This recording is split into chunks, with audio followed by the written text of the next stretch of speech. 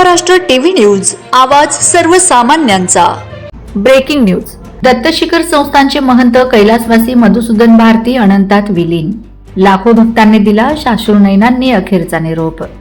जगप्रसिद्ध दत्तशिखर संस्थानचे 30वे महंत कैलासवासी परमपूज्य मधुसूदन भारती महाराज यांचे दिनांक 4 एप्रिल 2026 रोजी वृद्धापकाळाने दुःखद निधन झाले होते।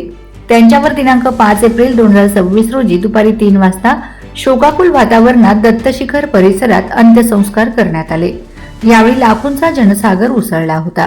यावेळी भक्तांना अश्रू अनावर झाले होते। परमपूज्य कैलासवासी महंत मधुसूदन भारती यांचा जन्म अहिल्यानगर येथे झाला असून त्यांना वयाच्या अवघ्या 5व्या वर्षी दत्तशिखर संस्थान येथे श्री दत्तचरणी अर्पण करण्यात आले होते। हिवरा तालुका महागाव येथील शाळेत 10वीची परीक्षा झाल्यावर दीक्षा देण्याचे निश्चित झाले। त्यानंतर 12वी पर्यंत शिक्षण पूर्ण झाल्यावर संस्थानवर दत्तप्रभूंच्या सेवेत असताना परमपूज्य कैलासवासी महंत गुरु अच्युत भारती यांचे वारस म्हणून सन 1978 साली 30वे महंत म्हणून गादीवर विराजमान झाले। त्यांचा 48 वर्षांचा कार्यकाळ पूर्ण झाला असून दिनांक 4 एप्रिल 2026 रोजी त्यांचे निधन झाले। दिनांक 5 एप्रिल रोजी परंपरेनुसार त्यांचे वारस म्हणून ईश्वर चिठ्ठीने परमपूज्य योगी धनेश्वर भारती उर्फ श्याम भारती महाराज यांची 31वे महंत म्हणून नियुक्ती झाल्यानंतर परमपूज्य कैलासवासी महंत गुरु मधुसूदन भारती यांच्यावर शोकाकुल वातावरणात विधिवत अंत्यसंस्कार करण्यात आले। यावेळी प्रचंड जनसागर लोटला होता। यावेळी लाखो भक्तांनी त्यांना अखेरचा निरोप दिला। आर्णी जिल्हा यवतमाळ येथे सुरू असलेल्या पंडित प्रदीप मिश्रा यांच्या अमृतवाणीतून सुरू असलेल्या महाशिवपुराण कथेचे शेवटच्या दिवशी परमपूज्य महंत श्री मधुसूदन भारती महाराज यांची निधनाची वार्ता कळताच लाखो भक्तांनी श्रद्धांजली अर्पण केली। Vande Maharashtra TV news media प्रतिनिधी पंकज जयस्वाल, नांदेड।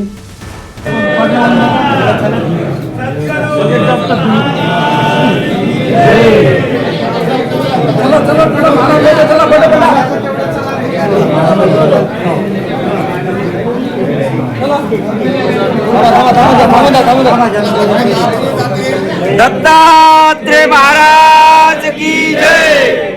अत्रे अनुसया माई की जय।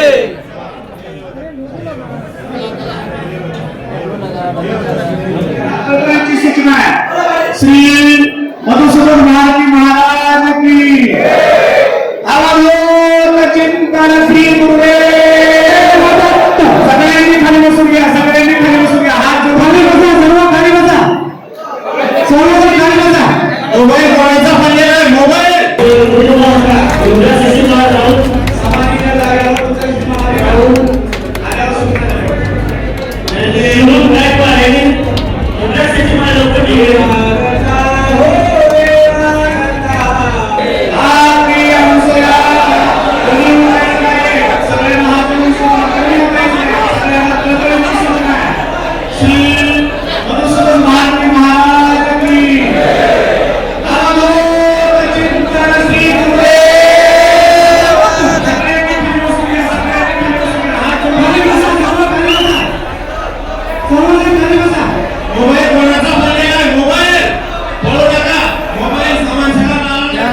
गुरुमूर्ति पूजा मूलम गुरुपदम मंत्र मूलम गुरुवाक्य मोक्ष मूलम गुरुकृपा।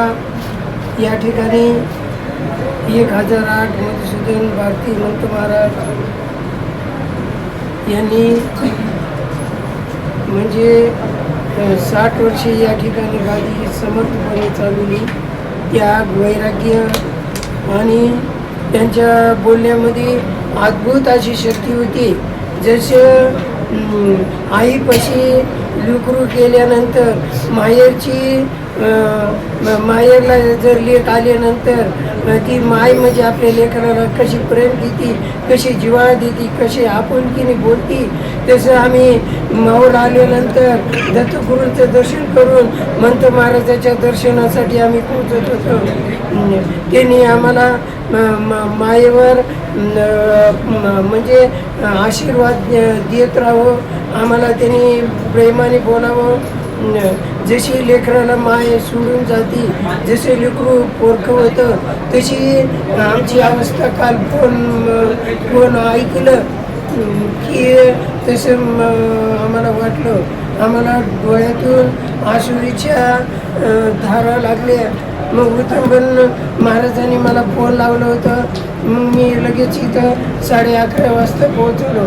म्हणजे मला एकदा पारायण करायचं होतं. मग मी आलो इथं विठंबन महाराज, मी आलो आणि सांगितलं की आम्हाला पारायण करायचं आहे. स्वतः मंत्र महाराजांनी आम्हाला या ठिकाणी 3 दिवस पारायण करायला लावलं. सकाळी आम्हाला दर्शन देत राहिले, दुपारी आम्हाला त्यांच्या तिथे जाऊन भेट होत राहिली. सकाळी गुरुचैत्र पारायण 3 दिवसाचं केलं की आम्हाला विचारलं की गुरुचैत्रामध्ये आधी किती आहे, किती आधी झाले आणि आधीची बारकाईने त्यांनी आम्हाला विचारावं. आम्ही उगाच थोडक्यामध्ये सांगावं. महाराजांनी विस्तारपूर्वक गुरुचैत्राची माहिती आम्हाला सांगून त्यावेळेस आम्हाला त्यांनी कृतज्ञ केलं. 3 दिवसाचं पारायण झाल्यानंतर महाराजांनी सांगितलं की तुम्ही आता नरसिंह सरोदी. वंदे महाराष्ट्र टीव्ही न्यूज, आवाज सर्वसामान्यांचा. अशाच नवनवीन बातम्या पाहण्यासाठी आमच्या चॅनलला सबस्क्राईब करा, बेल आयकॉनला क्लिक करा.